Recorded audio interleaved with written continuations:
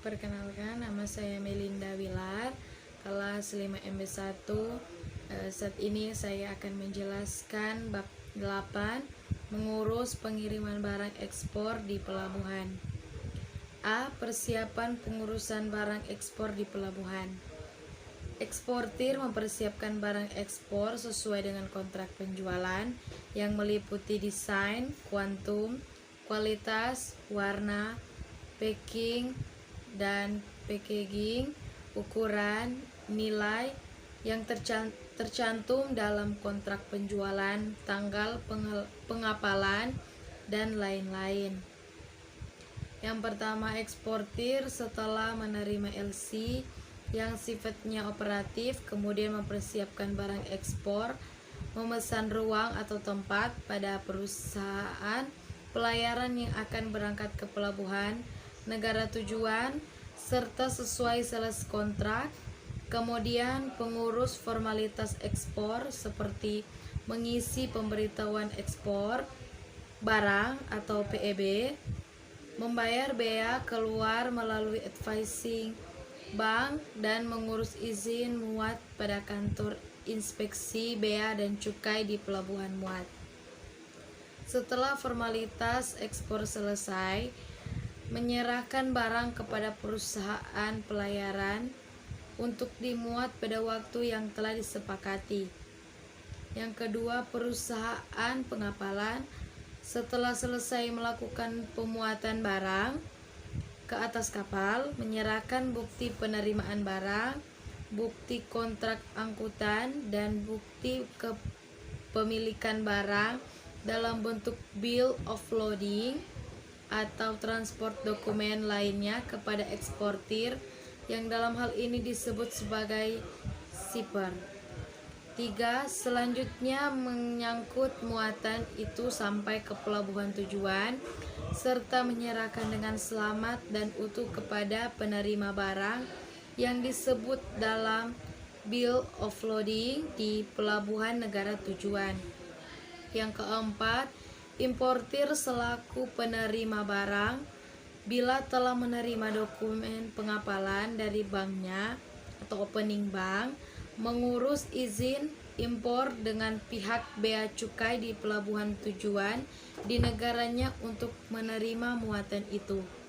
Yang kelima, agen pengapalan menyerahkan muatan kepada importir segera setelah pelunasan biaya yang menjadi hak agen bersangkutan.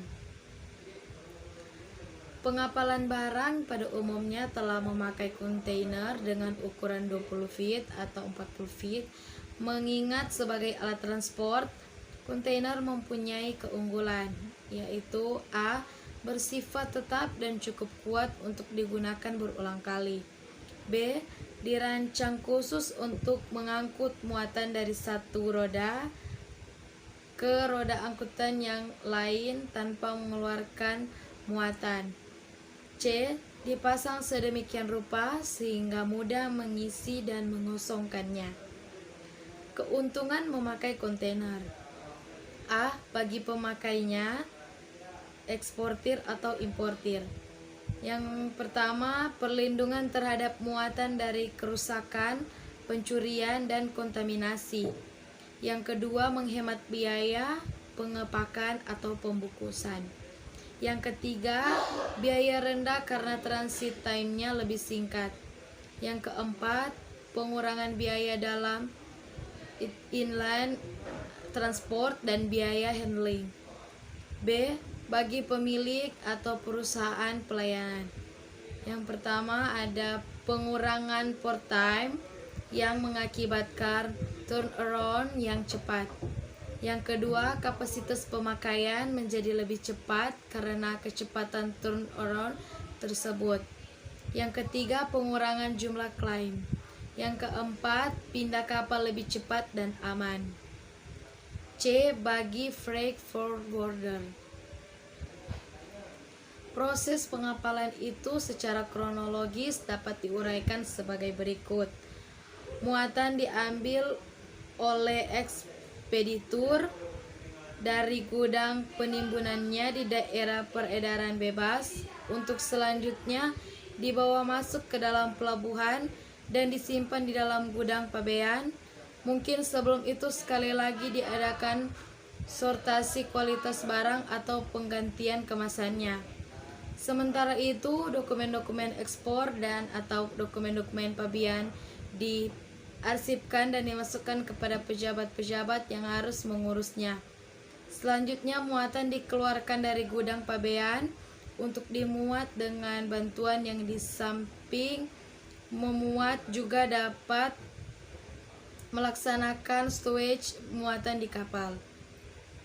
Proses selanjutnya adalah pengangkutan atau penyeberangan muatan ke pelabuhan. Tujuannya masing-masing baik secara langsung maupun dengan 1 atau 2 kali transshipment di pelabuhan antara.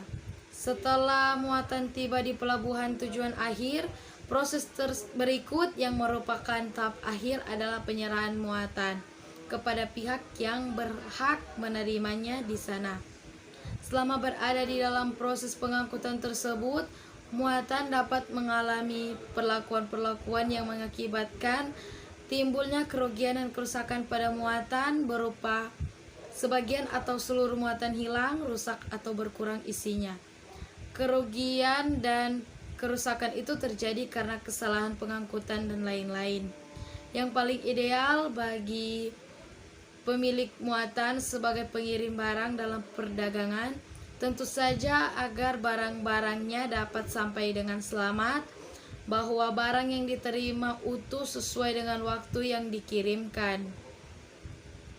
B. Instansi pemerintah dan perusahaan di pelabuhan. Instansi pemerintah yang terkait dengan kegiatan kepelabuhan adalah sebagai berikut.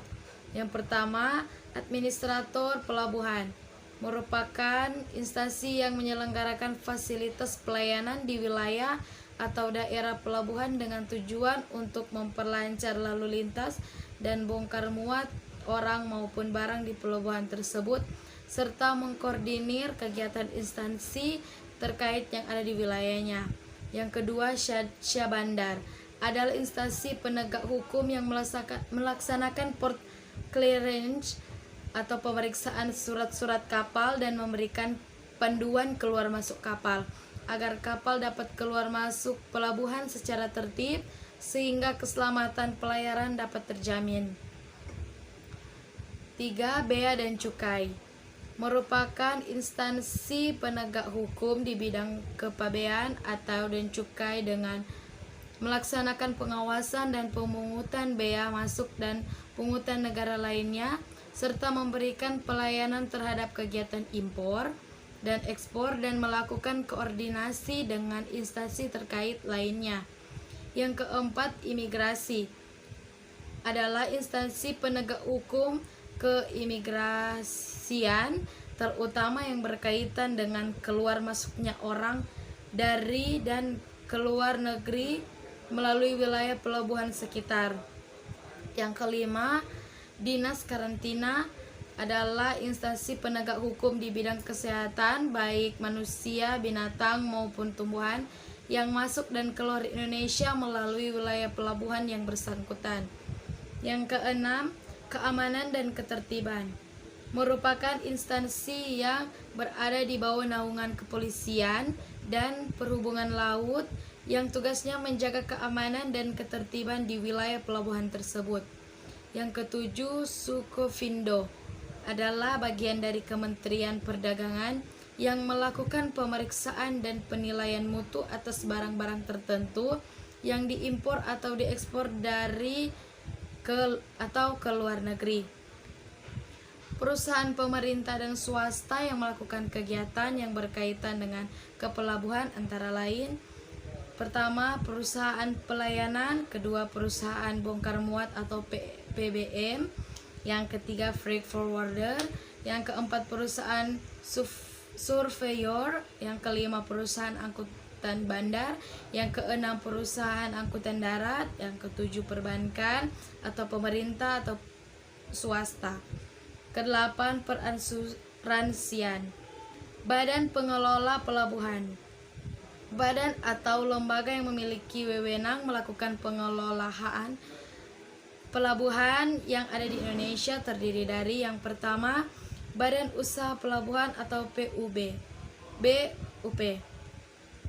Badan Usaha Pelabuhan merupakan BUMN dari Kementerian Perhubungan yang didirikan khusus dengan tujuan penyelenggaraan pelabuhan umum. Yang kedua, Badan Hukum Indonesia atau BHI. Badan Hukum Indonesia adalah perusahaan swasta, badan usaha milik negara BUMN, atau koperasi untuk menunjang kelancaran pengangkutan orang atau barang di pelabuhan. Itulah yang dapat saya sampaikan. Sekian dan terima kasih.